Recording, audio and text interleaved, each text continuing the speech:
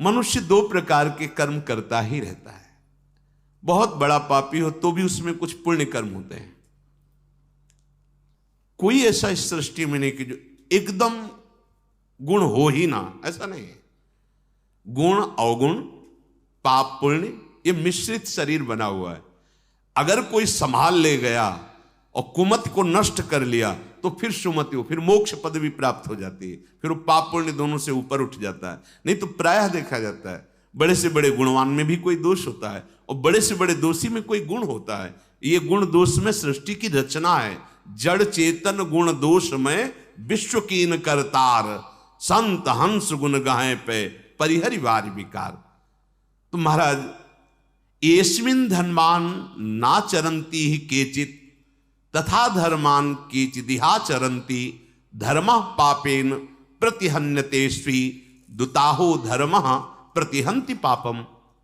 हे सनत सुजात जी, ऐसा हमने सुना है कि कुछ लोग धर्माचरण तो बहुत करते हैं पर साथ में पापाचरण भी करते हैं।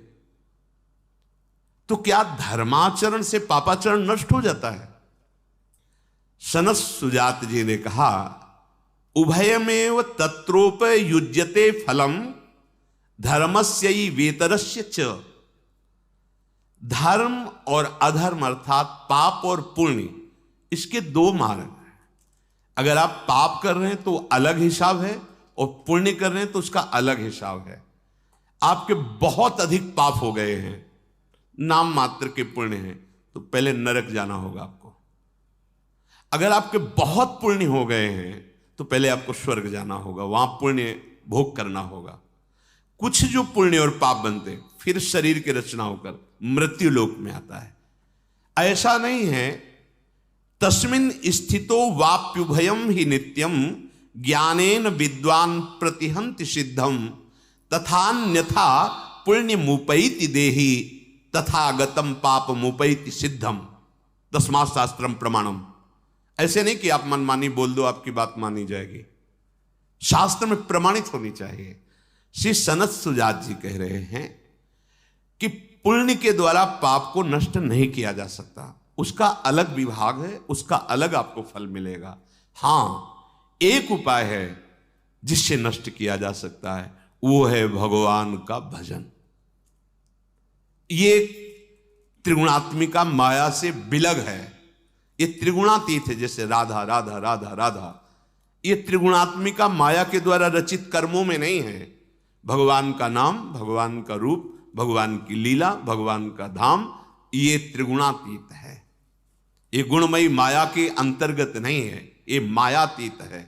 इसी मायातीत नाम के बल से हम माया पर विजय प्राप्त करते हैं। जो विद्वान ये बात समझ जाता है ज्ञान के द्वारा कि एकमात्र परमात्मा की शरण, परमात्मा का भजन ध्यान ही तुम्हारे पाप और पुण्य दोनों का नाश करके परम सुख, परम आह्लाद, परम पद प्रदान करेगा, यह शास्त्रों में प्रसिद्ध बात है। सनत सुजात जी कहते हैं अगर ऐसी बात नहीं मानता तो वो देहाभिमानी मनुष्य पुण्य और पाप दोनों का क्रमशः फल भोगता ही रहेगा। जब से सृष्टि रची गई तब से आज तक चल रहा है यही पाप पुण्य का क्रम। इस प्रकार पुण्य बढ़ा तो स्वर्ग, पाप बढ़ा तो नरक।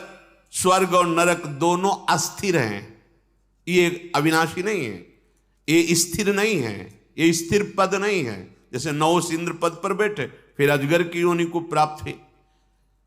अब जब वहां पुण्य और पापों का विशेष भोग हो जाता है, कुछ बचा तो फिर उसे जन्म होता है, फिर वो कर्मानुसार, संस्कार अनुसार फिर पाप पुण्य एकत्रित करता है, फिर वो लोकों में भोग। यही पुनरपि जननम पुनरपि मरणम। मनुष्य जन्म इसके लिए नहीं मिला है, इस चक्र से निकलने के लिए मिला है।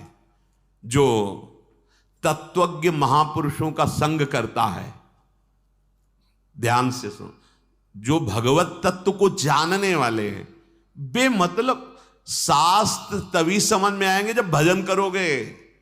पढ़ के सुनाना अलग बात है, अगर भजन नहीं करोगे तो वस्तु रखी दिखाई नहीं देगी, शब्द कुछ और है और उसका भाव कुछ और है, रहस्य कुछ और है।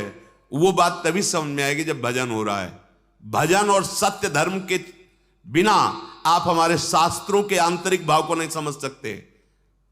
ऐसे शब्द सुनने को मिलते हैं जिनका कोई अस्तित्व नहीं है, व्यर्थ का बकवास, व्यर्थ का बकवास। सामने ग्रंथ रखा है, कहीं भी उसमें नहीं है ऐसे वाक्य नहीं। तस्मात् शास्त्रम प्रमाणम, आप जो भी बात बोले शास्त्र प्रमाणित तभी कहा गया है।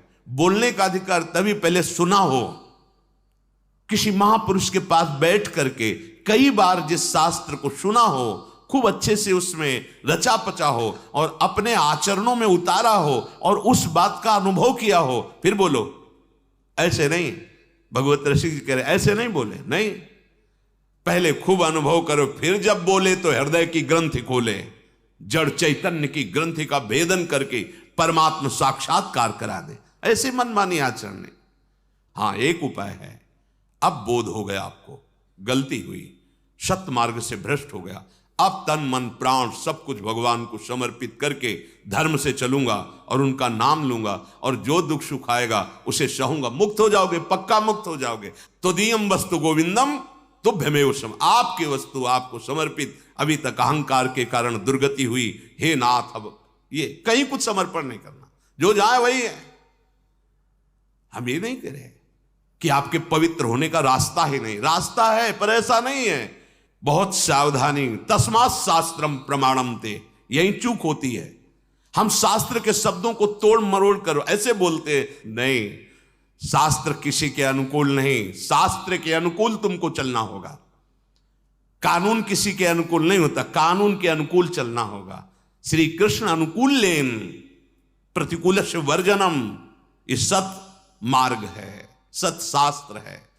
कभी भी कोई पुण्य करके पाप को नष्ट नहीं कर सकता। यहां सनत सुजात जी बोल रहे, पाप का अलग हिसाब है, पुण्य का अलग हिसाब। अगर नष्ट करना है तो एक उपाय है, भगवान की शरण में हो जाओ, उनका नाम, उनका आश्रय, उनका चिंतन।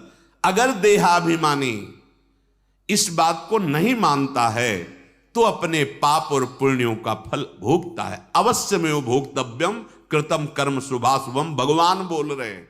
शुभ माने पुण्य, अशुभ माने पाप। अवश्य में भोगता, अवश्य भोगना पड़ेगा।